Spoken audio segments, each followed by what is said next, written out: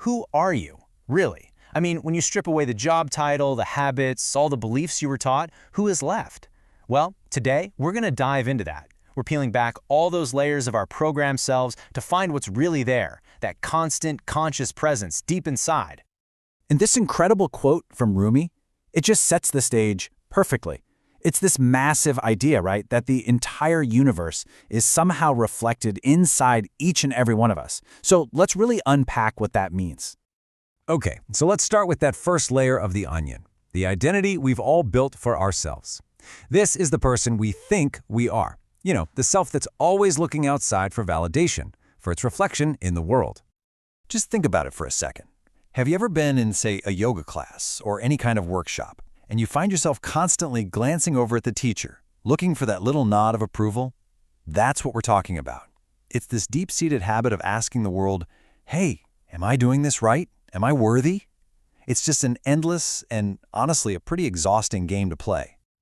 You see, our identity isn't some solid, fixed thing. It's way more like this complex web of beliefs. And that web is constantly being woven from our culture, our family, and our personal experiences. These beliefs, they're not set in stone. They're fluid. They're always shifting. And they literally form the lens through which we see everything. And this really gets at a core conflict in how we live our lives. Are we moving in harmony with a natural order, like water flowing effortlessly downhill? Or are we constantly trying to control everything, to force and manage outcomes? This tension right here between trusting in a sense of wholeness and operating from a mindset of scarcity, that is the absolute key to understanding our own programming. All right, let's go a layer deeper. Let's look at the unseen programming that's really driving us, the ghost in the machine, so to speak. This is the autopilot that's running the show, even when we think we're the ones in the cockpit. Now this is pretty staggering, isn't it? Our sources are suggesting that up to 90%, 90 of our daily thoughts, feelings, and actions are driven by programming we aren't even aware of. We're only consciously steering the ship maybe 10% of the time. The rest, it's all just habit. So how in the world do these habits get so deeply ingrained? Well, it really just comes down to some basic neuroscience.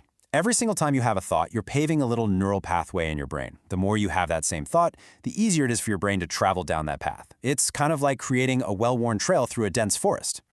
And this quote gives us such a powerful metaphor for that. Think of it. Every repeated thought, especially the ones that are charged up with a strong emotion, is like a needle digging a deeper and deeper groove into the record of your unconscious mind. And eventually, that groove gets so deep that the needle just plays it automatically, without you even thinking about it. And what's the emotion that's pressing down the hardest on that needle? It's fear. The fear of not having enough, the fear of not being good enough, the fear of being left behind. And like the acronym says, most of this fear is just a story. It's false evidence appearing real. But that story is the main engine that drives our deepest, most automatic programming. This idea of everything being connected in a self-consuming loop is actually ancient. The old alchemists had a Greek phrase for it, hen to pon, which means the all is one. And this whole concept, this idea of a self-contained, cyclical reality, is often represented by a really powerful symbol we're about to see, the Ouroboros. And this symbol, the snake eating its own tail, has echoed through thousands of years. It was found in King Tut's tomb. It was central to alchemy. The psychologist Carl Jung saw it as a key to becoming whole. But the most incredible story is about August Kekulé. This chemist was struggling to figure out the structure of the benzene molecule, and then one night, he dreams of an Ouroboros, and he wakes up with the answer. It's a perfect example of this profound insight bubbling up from the depths of the unconscious. Which brings us to the most important question of all. If so much of our life is just dictated by these unconscious programs, these automatic loops and fears, then who is the one actually living your life? Who is the real you behind it all? So now we've finally reached the very center of the onion. We've peeled back the programming, we've peeled back the constructed identity, and what we find at the core is the essence of who we are. Pure, simple, unchanging awareness. And here's the fundamental shift in how we see things. You don't have consciousness like you have a car or a house. You are consciousness. It's the silent, still space in which the whole storm of your thoughts and feelings is happening. It's the sky, and everything else is just passing clouds. I mean, think about it. Everything in your life has changed. Your body, your friends, your opinions, your emotions, it's all in constant motion. But that fundamental sense of I am, that simple, quiet knowing that you exist, that's never changed, not for a second. That's the one true constant in your entire life. This beautiful quote explains how we can be both unique individuals and part of a unified whole. We're like all those countless pools of water, right? Each one is distinct, but it's the same light, the same single awareness that's illuminating every single one of us. When you really look into someone else's eyes, it's that same presence looking back at you.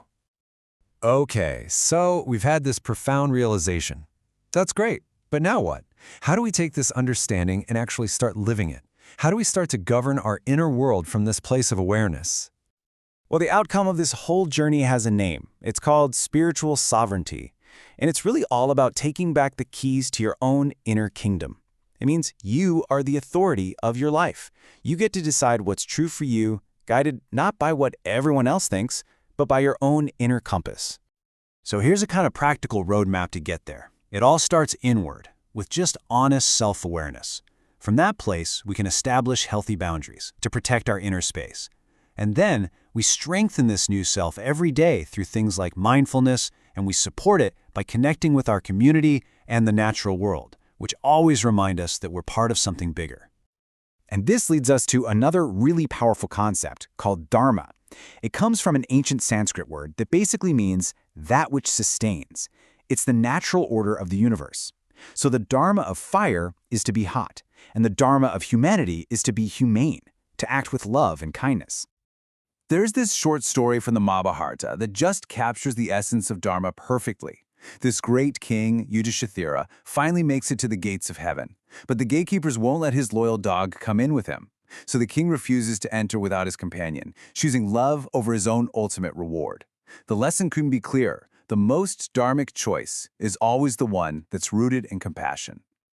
And these 8 principles of Dharma, they're like a beautiful moral compass for us. They aren't rigid rules that you have to follow out of fear.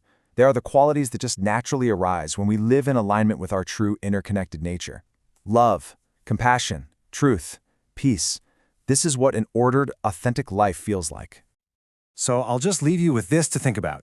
Those moments when you feel completely absorbed in what you're doing, when time just seems to disappear, that feeling of real connection when you share a genuine laugh with a friend, or when you stand in total awe of a sunset. What if those aren't just fleeting emotions? What if those are the moments when the veil of separation actually lifts and you get a real glimpse of who you truly are?